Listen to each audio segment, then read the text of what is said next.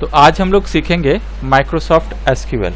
ठीक है, Microsoft SQL, SQL का फुल फॉर्म होता है स्ट्रक्चरल क्वेरी लैंग्वेज, यानी एक ऐसा लैंग्वेज जिसके थ्रू हम लोग डेटाबेस को क्रिएट कर सकते हैं। और माईएसक्यूएल के जितने भी सिंटैक्सेस यूज़ करेंगे हम लोग वो एसक्यूएल से मिलता जुलता है। ठीक है, और इस सिंटैक्सेस को यूज़ करने के लिए हमारे कंप्यूटर्स के अंदर वैम सर्वर स्टोर होना चाहिए। ठीक है, कौन सा सर्वर है ये? वैम सर्वर। अभी वैम सर्वर के ऊपर डबल क्लिक करेंगे और यहाँ पर यस बटन के ऊपर क्लिक करेंगे। ओपन के लिए एक्सेस परमिशन मांगेगा तो उसको यस करना है। यस करते ही आपके bottom right hand side bottom corner में देखिएगा यहाँ पर वैम सर्वर का ग्रीन सिग्नल आ जाएगा। ठीक है, ग्रीन सिग्नल आते ही आपको क्या करना है, यहाँ पर वंस क्लिक करना। क्लिक करने के बाद आपको यहाँ पे माईएसक्यूएल का ऑप्शन मिलेगा और इस माईएसक्यूएल के ऑप्शन के अंदर क्या मिलेगा? MySQL console. इस माईएसक्यूएल कंसोल के ऊपर जैसे ही क्लिक करेंगे वैम सर्वर को यूज करने के लिए आपको एक पासवर्ड यहाँ पे पूछेगा।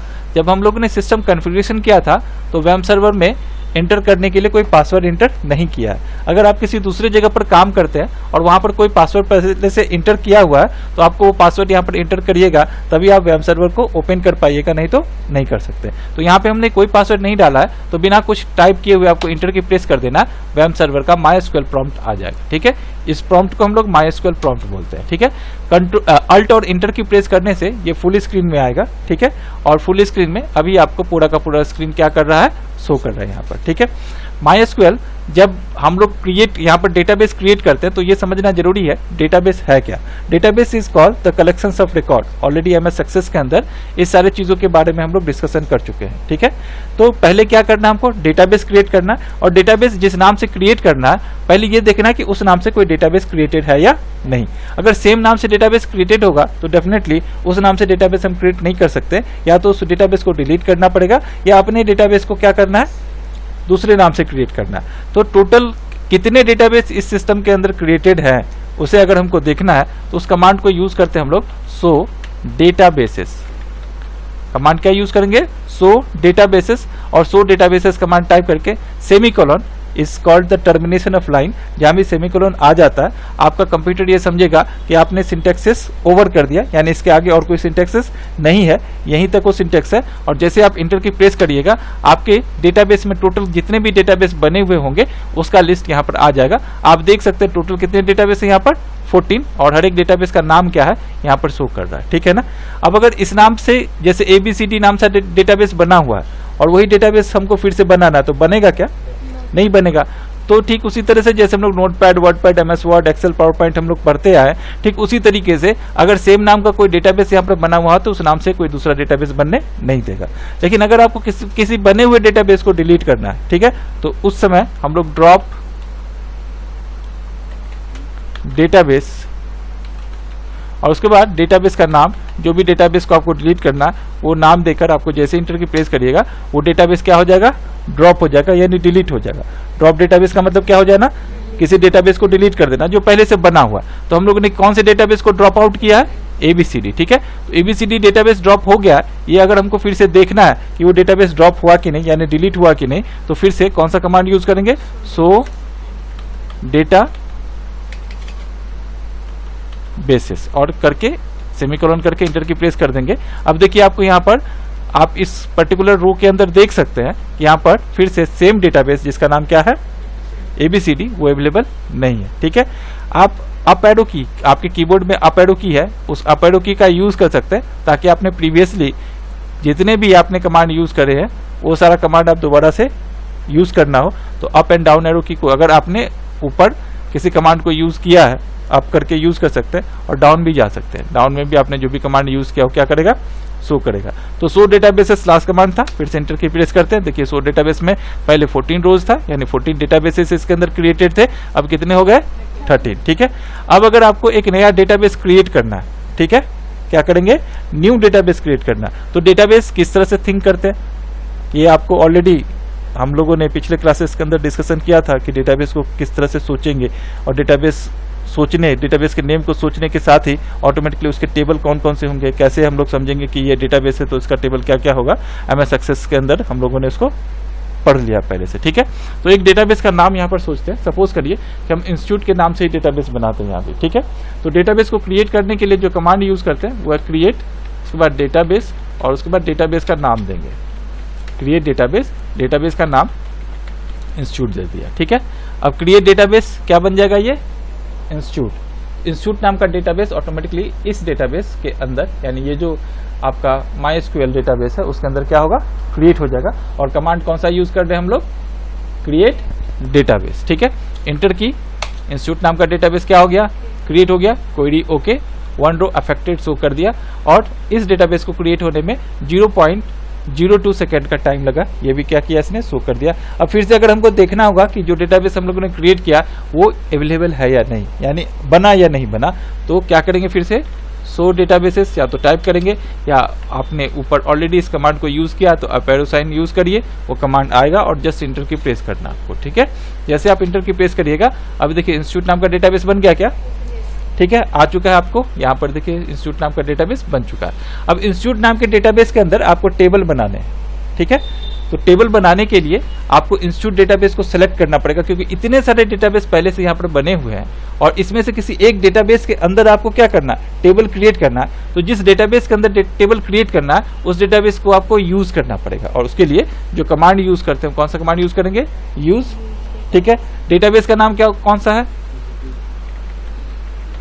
तो जस्ट यूज इंस्टीट्यूट करके सेमीकोलन करके इंटर की प्रेस कर दीजिएगा, डेटाबेस क्या हो गया, चेंज हो गया। अब आप जितने भी टेबल क्रिएट करिएगा वो किस डेटाबेस के अंदर जाके क्रिएट होगा, इंस्टीट्यूट डेटाबेस के अंदर। अगर आप इंस्टीट्यूट के जगह पर ऑफिस या हॉस्पिटल नाम का यहाँ पर डेटाबेस पहले से बना हुआ है, हॉस्पिटल नाम का डेटाबेस यूज करते, तो उसके बाद जितने भी डेटाबेस क्रिएट होते किधर जाके क्रिएट होता, हॉस्पिटल डेटाबेस। तो हम लोग ने इंस्टीट्यूट डेटाबेस को चूज किया है और उसी के अंदर टेबल क्या करना है, हमको क्रिएट करना। तो इंस्टीट्यूट के अंदर किस चीज का टेबल क्रिएट कर सकते हैं, स्टूडेंट का, फैकल्टी का, सैलरी का, कोर्स का और फीस का, एग्जाम का, रिजल्ट का, ये सभी टेबल क्या होगा, क्रिएट होगा।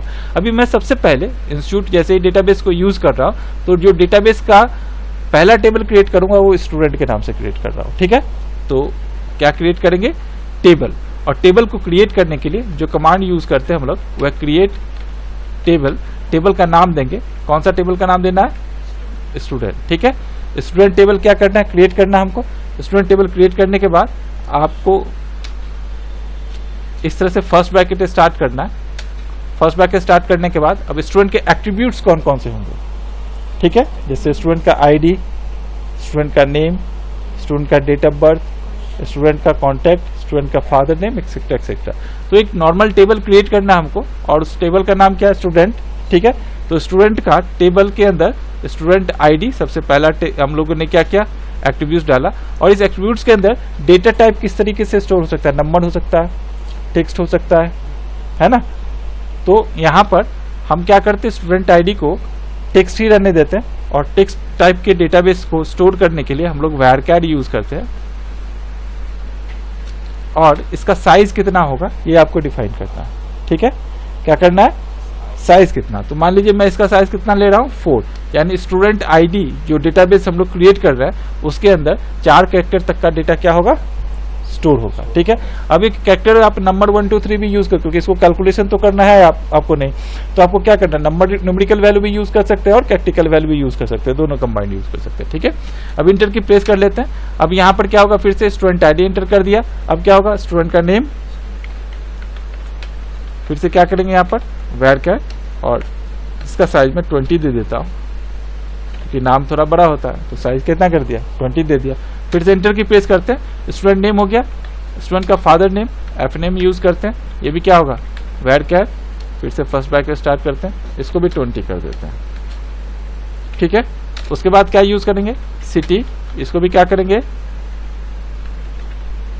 varchar, और इसको हम लोगों ने 10 यूज किया।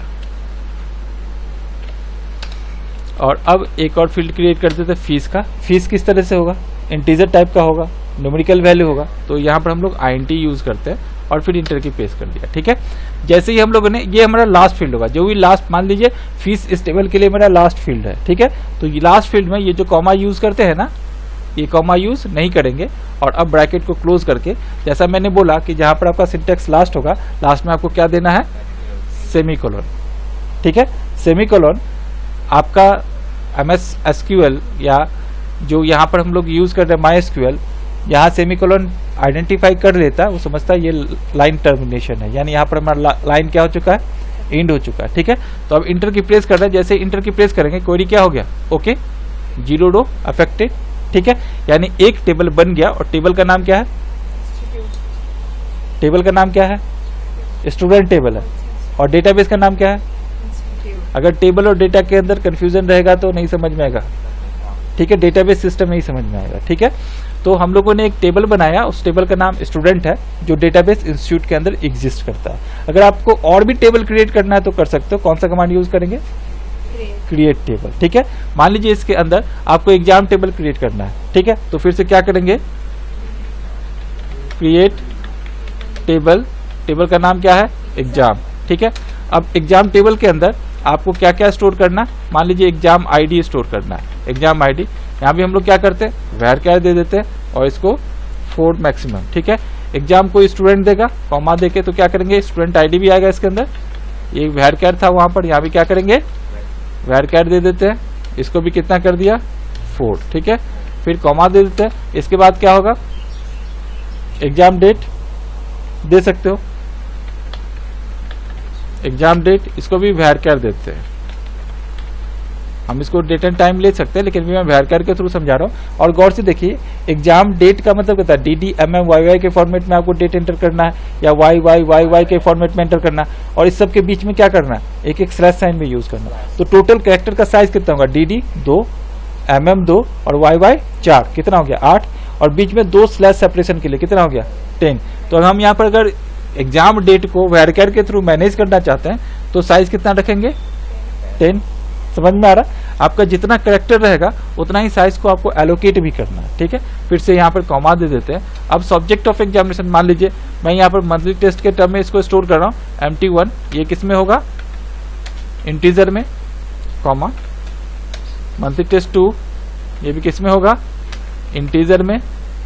ठीक है, इसके बाद MT3, ये भी किस में होगा, इंटीजर में, और लास्ट MT4, ये भी किस में होगा, इंटीजर में। और ये लास्ट फील्ड है मान लीजिए, तो यहाँ पर कॉमा क्या करेंगे, नहीं देंगे, और फिर से ब्रैकेट को क्या करेंगे, क्लोज करके सेमीकोलन और इंटर, बन गया। 2 टेबल क्रिएट हो गया, और आपको देखना है कि दोनों टेबल एग्जिस्ट करता है कि नहीं, किस डेटाबेस के अंदर, इंस्टीट्यूट डेटा के अंदर। ठीक है, तो यहाँ पर क्या करेंगे, फिर से शो टेबल्स। देखिए टेबल इंस्टीट्यूट, कितना टेबल एग्जिस्ट करता है, एग्जाम और स्टूडेंट। अब आपको जिस टेबल के अंदर भी रिकॉर्ड को स्टोर करना है, उस टेबल का डिस्क्रिप्शन आपको पता होना चाहिए। इसका डिस्क्रिप्शन क्या क्या है, स्टूडेंट आईडी है जो var डेटा स्टोर करेगा, स्टूडेंट नेम है जो var डेटा स्टोर करेगा, साइज कितना है 20, फादर नेम है जो var डेटा स्टोर करेगा 20 साइज है, सिटी है var 10, और फीस इंटीजर में स्टोर करेगा। यानी इसके डिस्क्रिप्शंस अगर आपको याद नहीं है तो स्टूडेंट आईडी के जगह पर आप नेम एंटर कर दे सकते हैं, नेम के जगह पर डेट ऑफ बर्थ एंटर कर सकते हैं। समझ में आ रहा, यानी आपको उसके डिस्क्रिप्शंस को याद रखना पड़ेगा। अगर डिस्क्रिप्शन याद नहीं है तो इंसर्शन के टाइम में आपको प्रॉब्लम होगा। ठीक है, और अगर आपको पहले कोई टेबल क्रिएट कर चुके हैं और टेबल के क्या क्या फील्ड है वो आपको देखना है, तो आप यहाँ पर लिख सकते हैं describe table student, sorry table नहीं होगा, आई थिंक यहाँ पर डिस्क्राइब स्टूडेंट कर दीजिए। समझ में आ रहा है, तो डिस्क्राइब स्टूडेंट का मतलब क्या हो गया, यहाँ पर आपको बता दिया कि जब आपने स्टूडेंट टेबल बताया था तो कौन कौन सा फील्ड लिया था और उसके डेटा टाइप क्या क्या है। ये अगर आपको याद नहीं रहेगा तो इंसर्शन के टाइम में आपको प्रॉब्लम होगा। इसलिए जो फिजिकल स्ट्रक्चर आपने क्रिएट किया होगा किसी टेबल को क्रिएट करते हुए, उसके पूरे स्ट्रक्चर को दोबारा से अगर आपको देखना है, जो टेबल आपने बनाया है, तो उसके लिए क्या एक कमांड यूज करेंगे, डिस्क्राइब। उसके बाद उस टेबल का नाम देंगे जिस टेबल को आपको देखना है। ठीक है, तो डिस्क्राइब कर दिया और स्टूडेंट कर दिया, ऑटोमेटिकली स्टूडेंट टेबल के अंदर जो जो फील्ड आपने एंटर किया था वो फील्ड का नेम और जो जो डिस्क्रिप्शन आपने एंटर किया था डेटा टाइप के टर्म में वो पूरा का पूरा शो कर दिया। अब आपको इस टेबल के अंदर रिकॉर्ड को इंसर्ट करना है। ठीक है, तो इंसर्ट करने के लिए हम लोग जो कमांड यूज करते हैं वो है इंसर्ट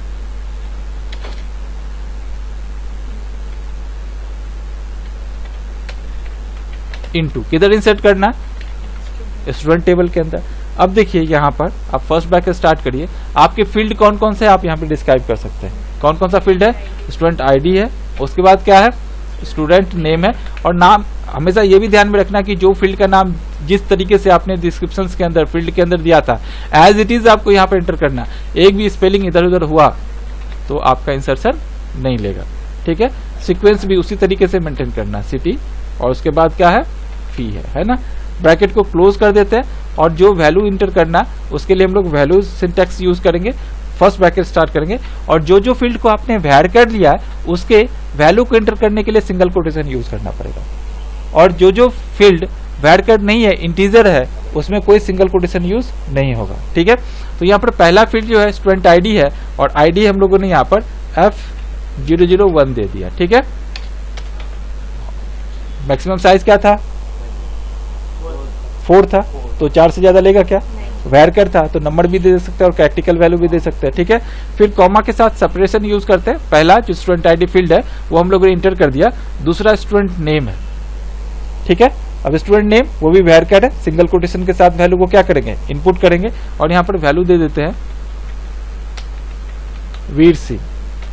तो नाम क्या हो गया स्टूडेंट का, वीर सिंह। फिर से कॉमा दे दिया, फिर से क्या करेंगे, सिंगल कोटेशन, क्यों, क्योंकि अगला नेम फादर नेम है और वो भी क्या है, वैरकर में, ठीक है।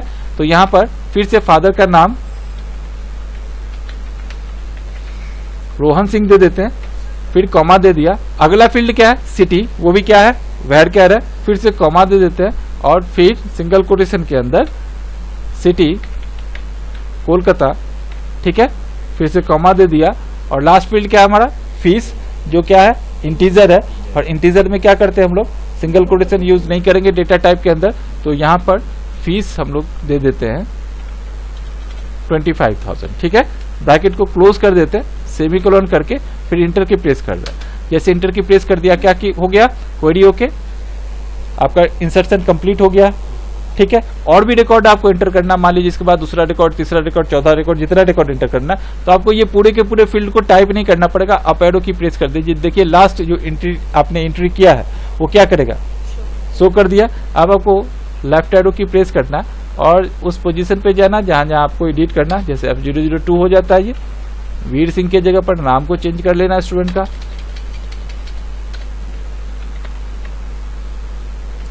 मुकेश धानी, ठीक है। और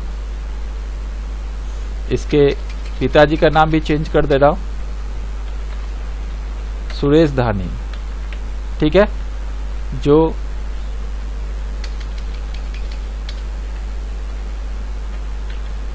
उत्तर प्रदेश में रहता है, ठीक है, और जिसका फीस 35,000 रुपीज है, ठीक है।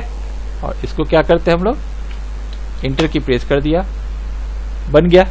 अब ये रिकॉर्ड एंट्री कर रहे हैं, पूरे के पूरे रिकॉर्ड को अगर हमको देखना होता है तो हम लोग सेलेक्ट कमांड यूज करते हैं, सेलेक्ट स्टार फ्रॉम, टेबल का नाम क्या है, स्टूडेंट, सिंगल कोटेशन, यहाँ पर फिर से सेमीकोलन यूज करके इंटर की प्रेस कर दीजिए।